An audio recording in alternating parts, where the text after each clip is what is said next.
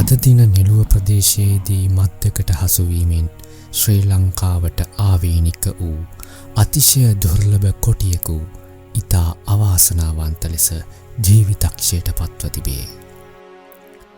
සොබාදහමේ අලංකාරවත් නිර්මාණයක් වූ මේ සත්වයා මිනිස් ක්‍රියාකාරකම් හමුවේ අසරණ වී අවසන් ගමන් ගියේ මුළු මහත් පරිසර ලෝලීන්ගේම නෙත්වලට කඳුලක් එක් කරමිනි. දැනටමත් වඳ වී යාමේ තරජයට ලක්ව සිටින ශ්‍රී ලංකා කොටියා අප රටට හිමි අගනා ජාතික සම්පතකි. මෙවැනි එක් සතෙකුගේ වියෝව පවා මුළු පරිසර පද්ධතියේම සමතුලිතතාවයට එල්ල කරන්නේ මරු පහරකි. අනාගත පරපුරට චිත්‍රයකින් පමණක් දැකීමට ඉතිරි නොවන්නට නම් මේ වනසතුන් රැක ගැනීම අප සැමගේ හෘද සාක්ෂියට එකඟ වගකීමකි.